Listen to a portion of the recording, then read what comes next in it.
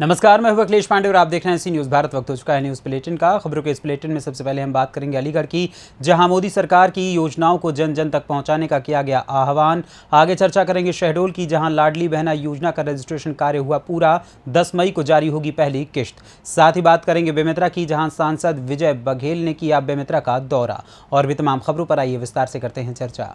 खबर अलीगढ़ से है, जहां अचल ताल स्थित रामलीला ग्राउंड पर मिशन मोदी अगेन पीएम के कार्यकर्ताओं ने एक प्रेस वार्ता का आयोजन किया, जिसमें राष्ट्रीय मंत्री प्रभारी ब्रज प्रांत उत्तर प्रदेश राकेश गुप्ता साई ने राष्ट्रीय अध्यक्ष राम गोपाल काका, प्रदेश अध्यक्ष अजय दीप सिंह, राष्ट्रीय महामंत्री महिला रुचि चतुर्वेदी रामला ग्राउंड में एक जनसभा को संबोधित करेंगे, जिसमें भारतीय जनता पार्टी के प्रत्याशियों को जिताने के लिए भी मंत्र देंगे और सरकार की योजनाओं को जन जन तक पहुंचाने के लिए प्रचार प्रसार के माध्यम से अवगत कराएंगे। आज किस विषय में प्रेस वार्ता रखी गई और क्या उद्देश्य? विषय मिशन मोदी अगेन पीएम की यह प्रेस वार्ता है। मैं राष्ट्रीय मंत्री राकेश गुप्ता, मेरे साथ जिला अध्यक्ष मनोज सैली जी, महानगर अध्यक्ष विष्णु भैया, महानगर प्रभारी एमसी गुप्ता जी, मंत्री डॉक्टर राजेंद्र वासने जी, जिला अध्यक्ष डॉक्टर इंदिरा गुप्ता जी और मनीष मंत्री ब्रज प्रांत, साथ में भाई साहब उपाध्यक्ष NK जैन, यतेंद्र जैन और भाई साहब अरविंद अग्रवाल जी, ये सुमित गोटेवाल जी, ये सारे लोग इस प्रेस कॉन्फ्रेंस में मिशन मोदी के पदाधिकारी हैं। मिशन मोदी के राष्ट्रीय अध्यक्ष कल 12 बजे कर्नाटक से पहुंच रहे हैं और उनकी उपस्थिति में एक बहुत बड़ा कार्यक्रम मिशन मोदी के कार्यकर्ताओं का होने जा रहा है और उसका मुख्य उद्देश्य जो महापौर की सीट पे चुनाव हो रहा है, भाजपा को हम लोग सपोर्ट करते हैं। हर जगह मिशन मोदी का काम केवल भाजपा को सपोर्ट करना है। यहाँ पर भारी बहुमत से जीते, इसके लिए राष्ट्रीय अध्यक्ष का घोषणा होगी और वो बहुत बड़ी तादाद में जो हमारे साथ कार्यकर्ता होंगे वो गली गली और हर बूथ तक पहुँचेंगे और भारी बहुमत से जिताने का प्रयास करेंगे और ऐसी जीत होगी जो उत्तर प्रदेश में पहली सबसे बड़ी जीत होगी। कहाँ पर कार्यक्रम रहेगा? कार्यक्रम रामलीला ग्राउंड में है, इसी में यहाँ सारी सीटिंग लग जाएगी सुबह से ही और हम लोग सुबह 10 बजे से यहाँ सारी सीटिंग और सबको बैठाना शुरू कर देंगे और राष्ट्रीय अध्यक्ष के आते ही उनका स्वागत करके और उनको बैठाया जाएगा। प्रत्याशी साथ में होंगे हमारे कल। अलीगढ़ से सी न्यूज़ संवाददाता संजीव शर्मा की रिपोर्ट। खबर बदायूं से है, जहां अवैध खनन का मामला सामने आया है। थाना वजीरगंज क्षेत्र के कस्बा बगरैन में रात्रि में मिट्टी का अवैध खनन चल रहा है। खनन माफिया पुलिस चौकी के सामने से धड़ल्ले से निकल रहे हैं, फिर भी पुलिस प्रशासन मौन बैठा है। ऐसे में देखना होगा कि पुलिस प्रशासन की आंख कब खुलती है और इन अवैध खनन करने वालों पर कब कार्यवाही होती है। बदायूं से सी न्यूज़ संवाददाता आकाश तोमर की रिपोर्ट। खबर बेमेतरा से है, जहां दुर्ग लोकसभा सांसद विजय बघेल बेमेतरा दौरे पर रहे।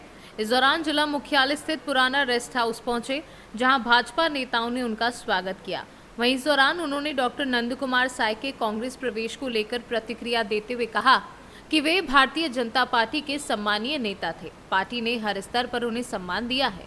भारतीय जनता पार्टी सागर है, यहाँ सब कोई आते हैं और डुबकी लगाकर चले जाते हैं और जाने वाले लोग जाते रहते हैं, लेकिन जो स्थायी होते हैं वह पार्टी को ताकत देती है, हिम्मत देती है, मनोबल बढ़ाती है और पार्टी को आगे ले जाती है। ऐसा नहीं है, नंद कुमार साय जी चले गए, उनकी सोच है, उनकी समझ है और वो वाकई में हमारे आदरणीय नेता है और बहुत लोकप्रिय भी हैं। भारतीय जनता पार्टी ने उनको बहुत ऊंचाई दी, बहुत सम्मान दिया। अब वो अपने मन में क्या पाले थे वो जाने, क्या नहीं मिला था, सब तो मिला था। और उसके बाद वो बोले कि मेरा अपमान हो रहा है, मेरा सम्मान नहीं मिल रहा है, लेकिन हर स्तर पर भारतीय जनता पार्टी ने उन्हें सम्मान दिया। भारतीय जनता पार्टी को तो सागर है, अब ये सब लोग आते हैं डुबकी लगाते चल देते हैं, लेकिन ये जो जाने वाले लोग जाते रहते हैं, लेकिन जो स्थायी रूप से यहाँ पे है वो पार्टी को ताकत देती, हिम्मत देती है और उनका ही मनोबल पार्टी को आगे बढ़ाती है। बेमेतरा से सी न्यूज़ संवाददाता संजू जैन की रिपोर्ट। जिला जनपद में बैठे आला अधिकारियों की साठगांठ से पंचायतों में अराजकता का दौर जारी है। 50,000 से अधिक सामग्री क्रय पर निविदा जारी करने का प्रावधान है। पंचायतें अपने चहेते वेंडरों के नाम पर सामग्री खरीद की राशि जारी कर रही हैं। जिम्मेदारों ने भ्रष्टाचार के विरुद्ध 10 इंद्रियां बंद कर रखी हैं। प्रदेश में ग्राम पंचायतों में अराजकता का माहौल है। पंचायत प्रतिनिधि और सरपंच सचिव अपने चहेते मटेरियल सप्लायर के नाम पर फर्जी बिल वाउचर लगाकर विकास के लिए आने वाली राशि हजम कर रहे हैं। इसकी जानकारी ग्राम पंचायत से लेकर जनपद पंचायत और जिला स्तर और यहां तक कि प्रदेश में बैठे हुए कमीशन खोर आला अधिकारियों के पास तक रहती है। फिर भी आंख में पट्टी और मुंह में ताला लगाए रहते हैं। कोई शिकायतकर्ता या ग्रामीण व्यक्ति अपने पंचायत में भ्रष्टाचार की जब शिकायत करता है, इसके बाद जांच होती है और जांचों में भी तरीके से कार्यवाही नहीं की जाती है। देखिए, जो मध्य प्रदेश में पंचायती राज व्यवस्था है उसके अनुरूप क्या होता है कि यदि ग्राम पंचायतों में कोई सामग्री का क्रय करना है, कोई काम करवाना है, तो जो 50,000 से नीचे तक के काम रहते हैं, मतलब 5,000 रुपये से लेकर के 50,000 तक, इन कार्यों के लिए आपको ग्राम सभा में प्रस्ताव पारित कर अनुमोदन करने के बाद कहाँ कितनी राशि खर्च की जानी है, उसके बाद आप सामग्री का क्रय करते हैं। ये मध्य प्रदेश पंचायत भंडार क्रय अधिनियम की मैं बात बता रहा हूँ। फिर यदि 50,000 रुपये से अधिक की सामग्री का क्रय करना है, जैसे मान लीजिए बड़े काम होते हैं, कोई 14 लाख 15 लाख रुपए का पुलिया निर्माण है या पीसीसी सड़क निर्माण है, नाली निर्माण है, यदि इनके लिए सामग्री क्रय करना है तो इसकी जो प्रक्रिया होती है, तो जैसे सामान्य तौर पर समस्त शासकीय कार्यों की निविदा जारी करें, निविदा जारी करने के बाद उसकी जैसे इश्तिहार निकलवाएं, पेपर पत्रिकाओं में नोटिफिकेशन जारी करें, पंचायत भवन में उसको चस्पा करें, लोगों को सूचित करें हर एक माध्यम से। और जब निविदा आती है, मान लीजिए कि उसमें से 10 लोगों ने 10 ठेकेदारों ने निविदा में अपना डाला और फिर उसमें जो सबसे लोवेस्ट होता है उसको सेलेक्ट किया जाता है और फिर वो व्यक्ति सामग्री का मतलब सप्लाई करेगा। सप्लाई करने के बाद उसकी सामग्री के माध्यम से कार्य कराया जाता है। तो ये प्रक्रिया होती है। किसी भी ग्राम पंचायत में मध्य प्रदेश की और विशेष तौर पर रीवा जिले में मध्य प्रदेश पंचायत भंडार क्रय अधिनियम का कोई पालन नहीं किया जा रहा है। नियम को धता बताते हुए मन मुताबिक अपने चहेते वेंडरों के माध्यम से सामग्री खरीदी की जा रही है। कई सारे ऐसे केसेस आए हुए हैं जो पिछले पंचायती कार्यकाल में राज्य कार्य के नाम पर निकाल ली गई और वर्तमान में काम ही नहीं हुए हैं। तो अब जो नए सरपंच बने हैं उनके कार्यकाल में वो सचिव और पुराने सरपंच मिलकर के काम करवाना चाहते हैं। इनकी शिकायतें हो रही हैं। सीईओ जिला पंचायत, कलेक्टर, कमिश्नर सभी वरिष्ठ अधिकारियों से शिकायतें होती हैं। वह स्वयं इसमें सहयोग करके नए सरपंचों पर दबाव लगा रहे हैं कि भाई काम क्यों नहीं करवाने देते, काम करवाओ। लिखित तो नहीं देते क्योंकि जानते हैं उनकी कलम फंस जाएगी, उनके ऊपर कार्रवाई हो जाएगी, लेकिन इस तरह से धंधा इनका चल रहा है। तो ये भ्रष्टाचार की श्रेणी में आता है। जिन्होंने गबन किया है, जिन्होंने राशि निकाली है और जो मध्य प्रदेश पंचायत भंडार क्रय अधिनियम का पालन नहीं कर रहे हैं उनके विरुद्ध FIR दर्ज कराई जाए, वसूली की जाए, अनुशासनात्मक कार्यवाही की जाए। रीवा से सी न्यूज संवाददाता अर्जुन तिवारी की रिपोर्ट। खबर शहडोल से है, जहां जिले में सीएम शिवराज सिंह चौहान की सबसे महत्वपूर्ण और चर्चित लाडली बहना योजना का रजिस्ट्रेशन कार्य पूरा हो चुका है। पात्र महिलाओं को 10 जून को सीएम पहली किस्त जारी करने जा रहे हैं। जिला प्रशासन ने लक्ष्य के अनुसार योजना का कार्य पूरा कर लिया है। ऐसे में आइए जानते हैं कलेक्टर शहडोल वंदना वैद्य ने क्या कुछ कहा। लाडली बहना योजना के अंतर्गत कुल 1,49,000 लगभग महिलाओं को हमें लक्ष्य मिला हुआ था, जिसके विरुद्ध हमारे यहाँ 1,88,491 आवेदन पत्र भरे गए हैं और ये आवेदन करने की अंतिम तिथि तक का डेटा है। और इसके बाद 1 अप्रैल से दावा आपत्तियों का सिलसिला शुरू है और जो हमारे यहाँ DBT हो रही है, सभी बैंक लोग जो हैं सारे बैंक पर्याप्त सहयोग कर रहे हैं और अभी हमारे यहाँ 21,000 महिलाओं की DBT बाकी है। इसके बाकी शेष की सभी की DBT हो चुकी है। शहडोल से सी न्यूज संवाददाता रजनीश शर्मा की रिपोर्ट। जुन्नारदेव शहर के समीप ग्राम पंचायत खापा स्वामी के ग्राम भूताहा में कैलाश यदुवंशी परिवार द्वारा आयोजित भागवत कथा के तीसरे दिवस पर भागवत आचार्य रोहित आनंद शास्त्री महाराज के मुखारविंद से भागवत कथा की महिमा धुंधकारी की कथा सुनाई गई। भागवत कथा के दौरान जीवन कैसे जीना चाहिए और इसमें भगवान की भक्ति कैसे की जानी चाहिए, इसका वर्णन भी किया गया। साथ ही साथिया महादेव महाकाल की कथा का वर्णन किया गया। आचार्य रोहित आनंद शास्त्री ने कथा के दौरान बताया कि कलयुग में मोक्ष प्राप्ति का सबसे उत्तम द्वार भागवत कथा का श्रवण है। कथा के दौरान पूरा क्षेत्र भक्तिमय हो गया। ग्राम के आसपास के समस्त श्रद्धालु माता बहनें बड़ी संख्या में भागवत कथा श्रवण करने पहुंच रहे हैं एवं अपने जीवन को धन्य कर रहे हैं। वृंदावन बिहारी लाल की जय। श्री राधे मेरी स्वामिनी मैं राधे जू को दास।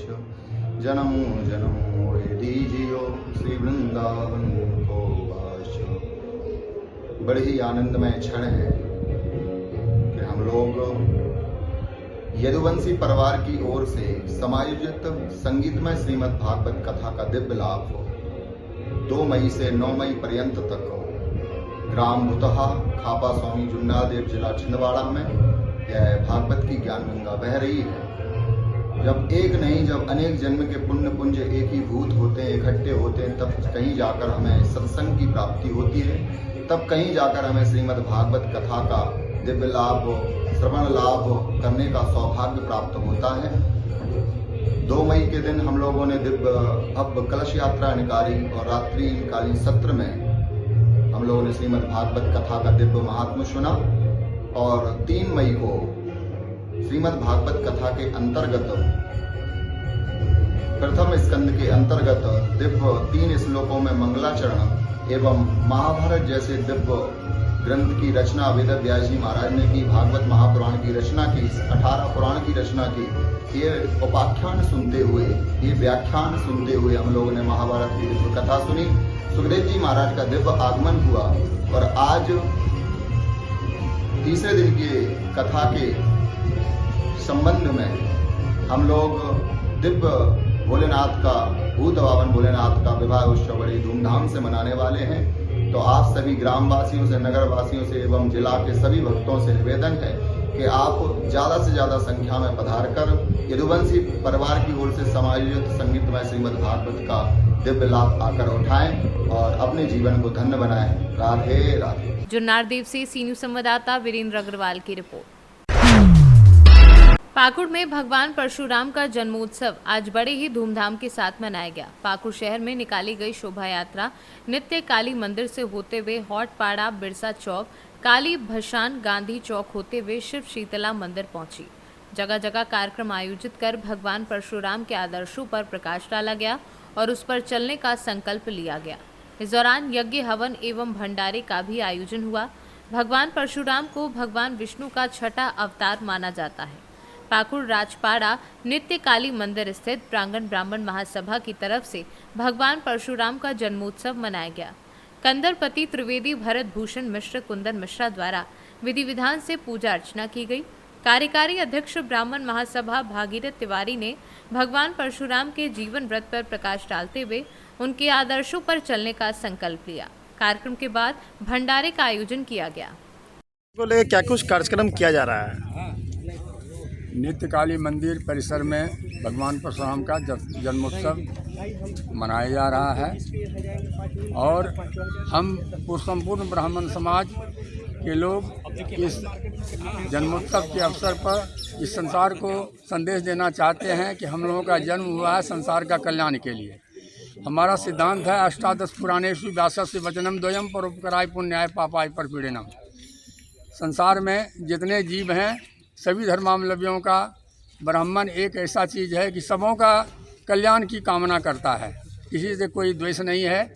और ये ब्राह्मण समाज जो है कि आज तक सनातन धर्म को, हिंदू धर्म को सुरक्षित रखा गया है और आज का दिन है कि ब्राह्मणों की शक्ति को लोग पहुँचा। जो अंग्रेज जो शासन करके गया, मुगल आए, शक आए, हून आए, सभी आए, लेकिन सबों ने हमारी संस्कृति पर अटैक किया, हमारे संस्कृति को मिटाने का प्रयास किया। लेकिन इस सनातन धर्म की रक्षा के लिए ब्राह्मण ही एक ऐसी चीज़ है कि पोथी पत्रा लेकर जंगल में रह करके अपने संस्कार को बचाते रहे। तो और आज ये ब्राह्मण की शक्ति अगर देखना है तो जिस इंग्लैंड विदेशियों ने हमारे देश पर शासन किया 300 वर्ष, वहाँ पर आज ब्राह्मण का बच्चा प्रधानमंत्री बना हुआ है।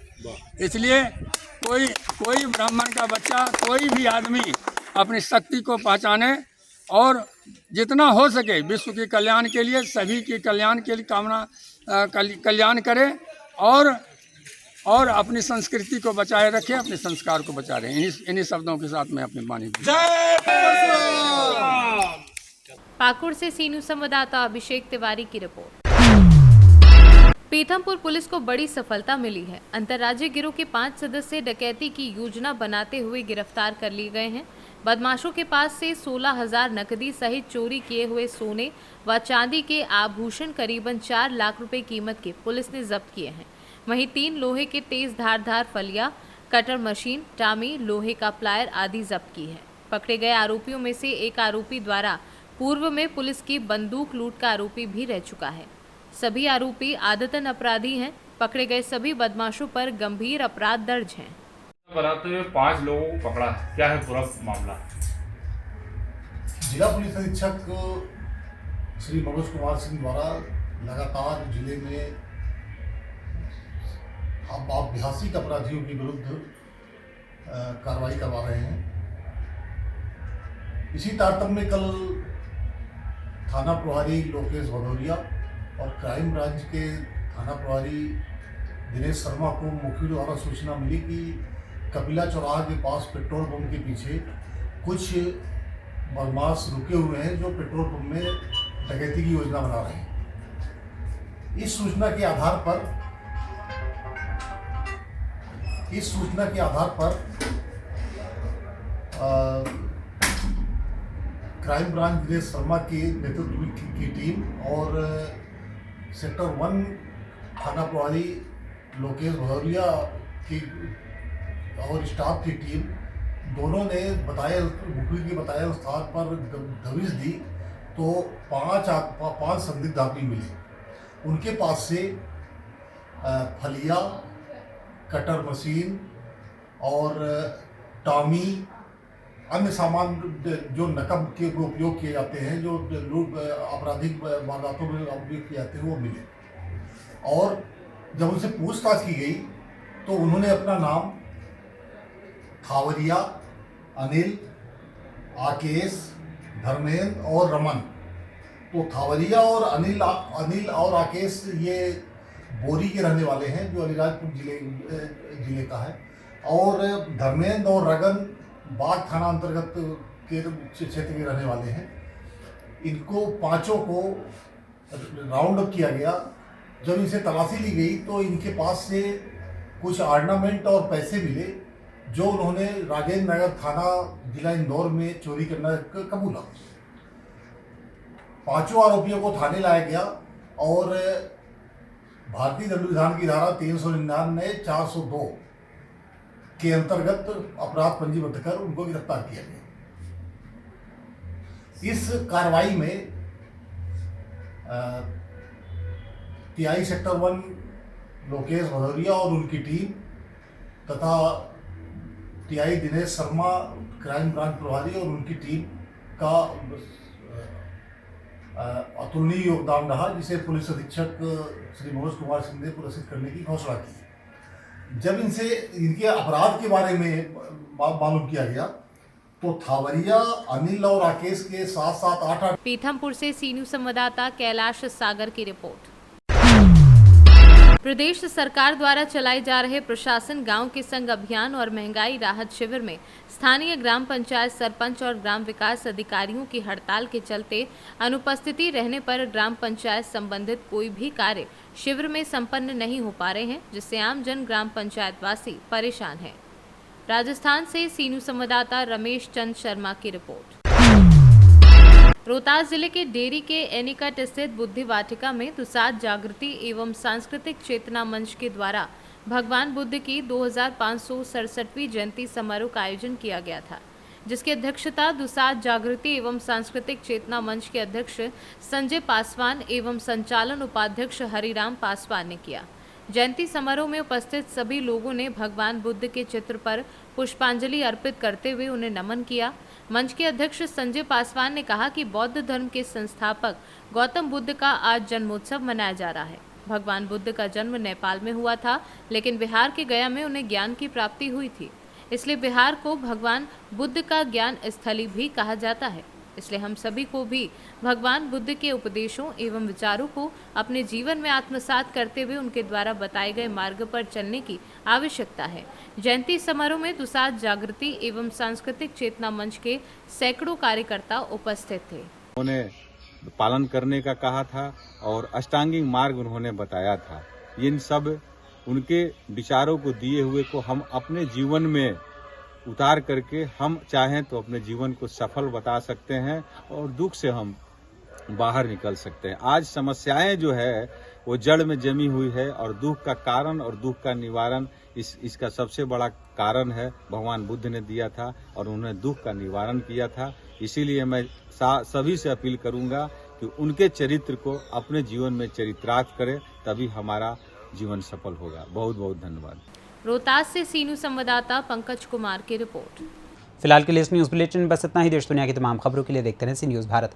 हर खबर आपके साथ, आपके हाथ।